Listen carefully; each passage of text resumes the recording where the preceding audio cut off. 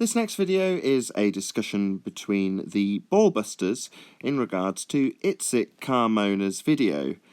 Now, I consulted the Ballbusters before making my last little video because it was a confusing video to say the least. The videography, which you can see on screen now, is kind of epilepsy-inducing, and it confused me the way that Itzik Carmona had taken his footage with the voicing that he'd done at the time and then put another voice over the top of it, giving the contrapositive opinion, i.e. the baller arguing with himself.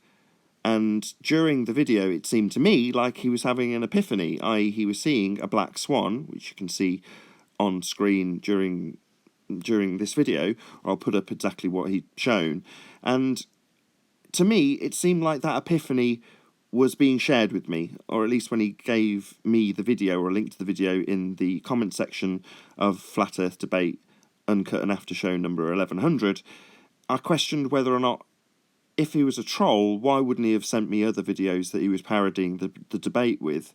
So as I say, I consulted with the Ballbusters, and 10th Man said that, look, this is Israeli humour, and he's playing both sides of the argument for humorous effect, and or at least he was of the opinion that it was very, very funny, and he got the humour completely.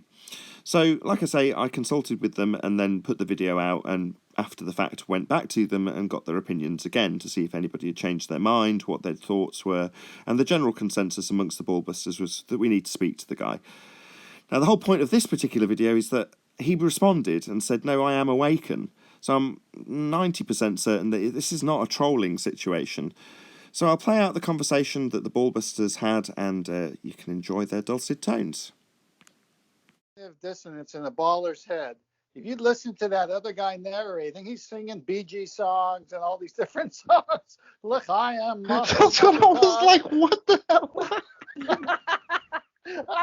He's like, come on. He started singing Camellia. I'm like, oh my god. He was great. It was fantastic. It was the confusion. He caught on tape the confusion. It was brilliant. I gotta give it another try later. I got prepared for it. He starts the video by rickrolling himself. Yeah. Yeah, kind of. Yeah. Exactly. But I kind of see what Arwen is saying too. It could be like a Darth video as well. So the best thing is to get him on the show and say what motivated you to speak both sides of the argument on the same video, and then see what he says. Yeah, I've sent him a message. I've replied to his message that said, I am awakened, and said, can you come on the show, or can you come on one of the shows? I've chatted to the Ballbusters, and it'd be nice to talk to you, or words to that effect. So hopefully he'll respond and say, yeah, sure. Did it at some point he said I'm being Nathan Oakley, called himself a fucktard or some shit? Didn't I hear him do something like that? Well, yeah, in the previous days, or the previous video, I don't know if it's the previous day, but, you know, he's parodying the debate and talking about the argument, and as far as I can tell, he's a glober. That's how he seemed to be positioned. But just very... Very interesting. What about his previous videos? Is it definite baller? From what I could tell, yeah, baller from what I could tell. Maybe he just really knows and remembers how to act like a baller. You know, I could technically do that too. Yeah. So I think it's like an art project, really. Dr. John, I think he's in Israel. Where's he at? The 10th. Does anyone know where he was at? Well, he's by the coast, so he might be in Tel Aviv by the coast or another coastline. Right. Right on the Mediterranean. Is he Jewish? We don't know. We didn't take any DNA. Well, if he lives in Israel, that's kind of likely. Yeah, very likelihood, yeah. Because they don't really allow other religions, officially anyway. Oh, yeah, Dr. John, you trolling us, man. Orthodox, we don't know. What are you looking at? That's a good one.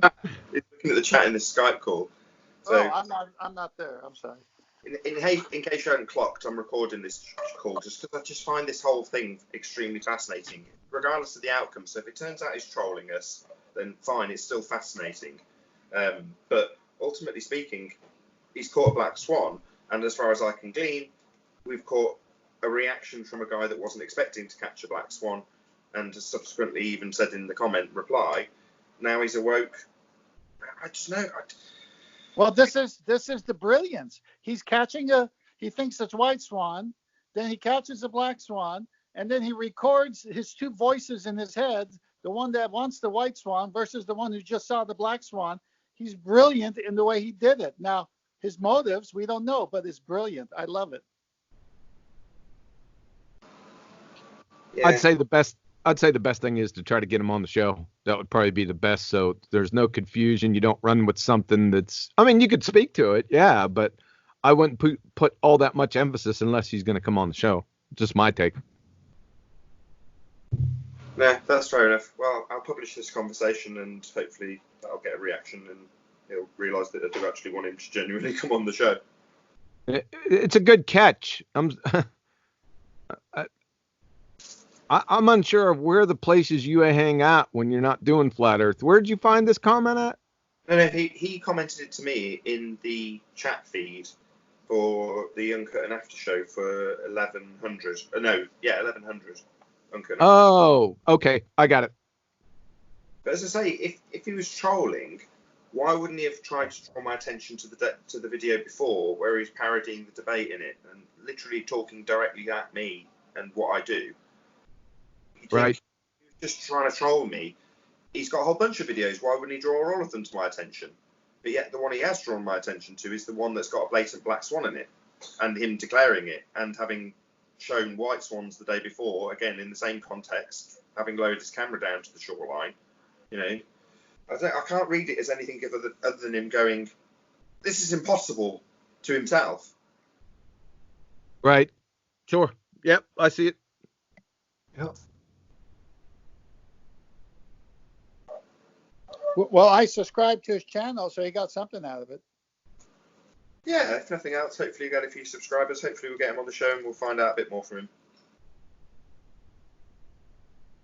I'm expecting a lot more, maybe not of this specifically, but a lot more people coming out with videos or photographs that they're catching these things now, because they weren't looking for them before, but now everyone's keen on it. So I'm expecting most likely flood. Yeah, I agree. I think so too. I think we'll see a whole bunch of people that recognise the argument and the simplistic nature of it. They've got a geometric horizon. It's part and parcel of the model.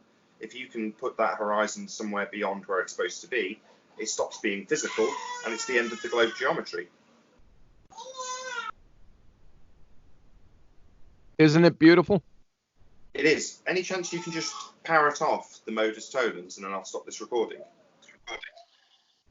It's so simple. It's almost like you drop a rock in a pond, and suddenly the illusion is completely distorted. That's what it's like. The black swan argument. The modus tollens is if P, then Q, not Q, therefore not P.